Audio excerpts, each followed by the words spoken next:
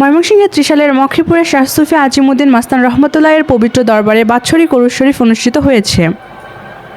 সারা দেশের ভক্ত মুরিদদের অংশগ্রহণে গদিনসীন পীর মোহাম্মদ আলী হোসেন অনুষ্ঠান পরিচালনা করেন। ধর্মীয় সঙ্গীত, দোয়া ও আধ্যাত্মিক পরিবেশে ভরে ওঠে পুরো দরবার এলাকা। বিস্তারিত দেখুন আমাদের ময়মনসিংহ ব্যুরো চিফ মাহবুবুল আলমের প্রতিবেদনে। আসসালামু আলাইকুম প্রিয় দর্শকবৃন্দ, আমার সামনে যারা উপস্থিত আছেন, ডানাইভাবে আছেন, আমি মোহাম্মদ আলী হোসেন, শাহ সুফি আজিমুদ্দিন মাস্তান রহমতুল্লাহের একমাত্র সন্তান। আমি আমার বাবার নির্দেশে এখন গদিনসীন এই দরবার শরীফে।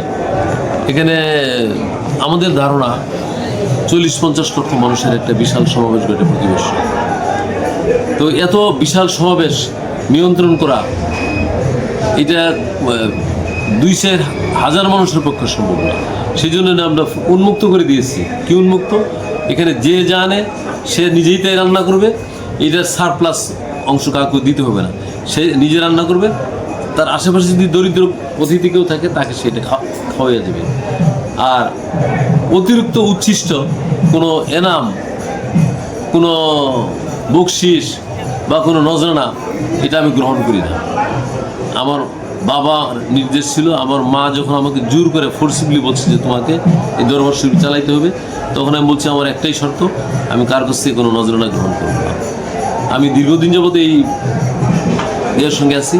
এই যে সামনে মাজারটা দেখছেন, খুব সুদৃশ্য একটি মাজার, এটা করা হয়েছে।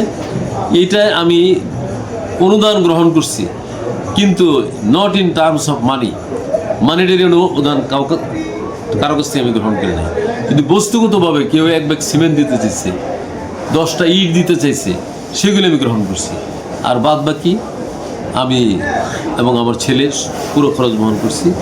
আমার ছেলে কর্নেল বিশ্ববিদ্যালয়ের সায়েন্টিস্ট, নিউ ইয়র্ক কর্নেল বিশ্ববিদ্যালয়ে, এবং সে বিল অ্যান্ড মেলিন্ডা গেটস ফাউন্ডেশনের একটা বড় প্রজেক্টের সে প্রজেক্ট ডিরেক্টর। আমি গরিব মানুষ, কিন্তু সে ধনী লোক। তার ঢাকায় তার গাড়ি বাড়ি আছে। সে আমাকে ভালো হেল্প করছে কাজটার জন্য।